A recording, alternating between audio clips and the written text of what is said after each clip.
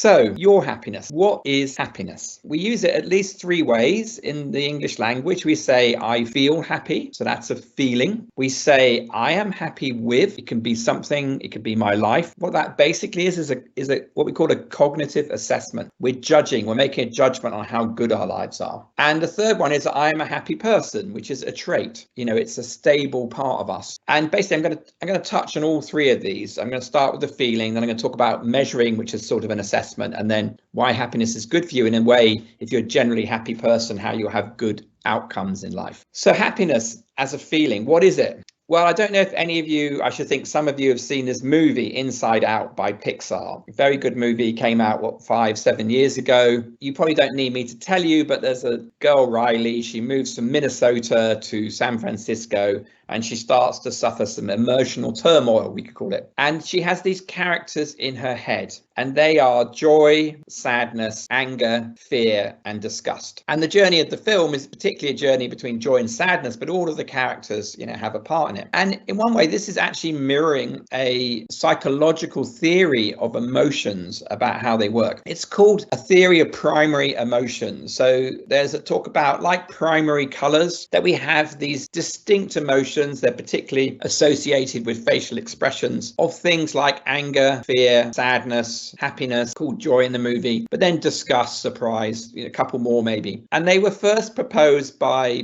Darwin in his Origin of Species, well, actually in a different paper about emotions in humans. And he saw them, if they were evolutionary, if they'd come in our evolutionary journey, then they must have been functional. He was a little bit skeptical, as the whole of the 19th century and early 20th century were, about what emotions were for. People were very into rational thinking and thinking that emotions were sort of secondary, or they got in the way of our clear thinking. But the theory became more developed with a guy called Paul Ekman in the 1960s. He did a lot of studies where he looked at faces around the world. And really what they're a bit like, if any of you are studying physics or maths for A level or science for A level, you've probably come across Newtonian mechanics. Newton developed the theory of gravity. You might have started talking to your teachers about things like relativity and quantum science, which basically means that Newtonian science is an approximation, and then relativity is for the very large and quantum theory for the very small, but the theory breaks down. And in a way, this theory of emotions is like that. When we get into the actual neuroscience of it, we don't have distinct emotions like this, but it's a very good first take. And absolutely, for most of us to understand our emotions, it's interesting to think about our emotions like this. And anger and fear are really part of the fight and flight mechanism. So when we feel angry, it's a hot emotion, as shown in the Pixar movie. He's on fire. Yeah, the hot emotion. Someone's sort of done something we think is unfair. That makes us very angry or unjust. Fear is part of the flight mechanism, shown as this very timid character in Pixar's Inside Out. In a way, fear is telling us there is a threat. We might want to run away from that threat. We might want to gather with other people with it. Our emotions move us towards action. Sadness is more complicated. It's a loss. It's about a loss. We feel sad when we've lost something. It could be losing a pet. It could be losing a friendship. It could be losing a sports game.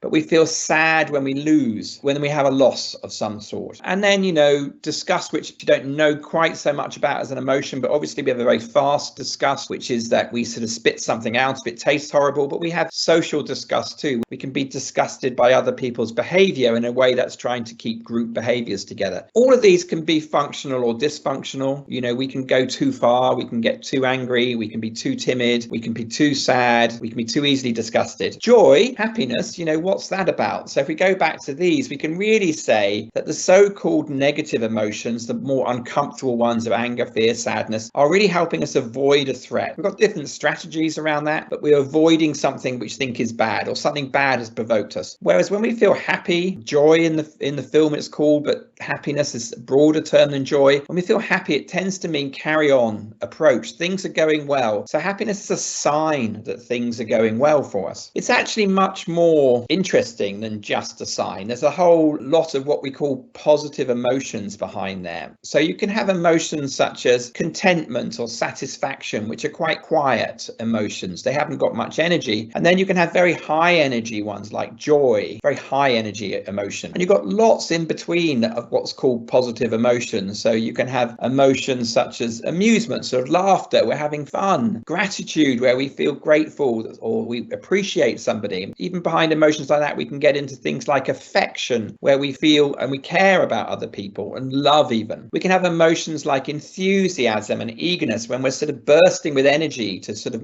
to do something. And then we can have one which your teachers will like a lot, like curiosity, where we want to explore things, or interest, where we want to focus on them. And all of these emotions, like the fight and flight mechanisms, they kind of lead us into different actions. Joy, awe, wonder, they sort of help us reach for higher goals. Maybe you're walking in nature and you feel a sense of wonder and it makes you want to do something, to protect the environment. Maybe you hear an amazing speaker and you want to be like them. You're basically stretched into thinking about bigger goals. As I said, curiosity is about exploring the world, seeing the big picture. Interest is about focusing and putting attention to it. Enthusiasm and eagerness about mobilizing your energy so that you can do things. And gratitude, amusement, they're the openings to things like bonding and connecting with other people. When we laugh with people, it connects us to them. When we feel affection or love for them, it's obviously building a connection with them. And as I'll show later, our relationships are very important for our happiness. And then ones which are quieter are really helping us reflect or renew or restore ourselves. So all of these emotions are very, very functional. All of the emotions are. And in a way, we need to get to know our emotions. So this is my first tip, really. We all feel bad sometimes. That's a part of the human experience. But when we feel bad, it doesn't mean we are bad. It means that something is happening in the environment around us that's causing us to feel bad. And so if you feel bad, ask yourself, am I sad? Am I angry? Am I frustrated? Very easy to get emotions mixed up. And this isn't just about you guys as teenagers. This is us as adults. Quite a lot of adults get angry when actually they feel sad. They sort of override it. And so getting to know your emotions from a young age is a really good thing. So if you feel bad and down, start writing or thinking to yourself, what's getting at me? Am I sad? Have I lost something? Am I angry? Has something happened that feels unfair? Am I frightened? Is there something that's sort of threatening me? Just try to unpack it a little bit, and it will help you get to know yourself better and help you sort of control your emotions rather than them control you. Quite often, we don't realize that we're something like angry until we actually become angry. And in a way, one of the best things to do is to start spotting it beforehand, because if you just become angry, okay, you express it, that's good, but maybe you annoy everybody around you and you lose more than you gain. So it's good to sort of notice when we're feeling these things and give yourself choices about how you act. And the way to start with that is just understanding, what is it that's bugging me? What is going wrong? And trying to just think about that a little bit. So that's tip number one, and about emotions as a feeling. So moving on to the second bit, I am happy with, which is judgment. We're saying, we can think about this. We watch a movie. So you've seen Inside Out. I enjoyed it. I give it 5 stars. I hated it. I give it 1 star. That is a judgment about how good it was for you.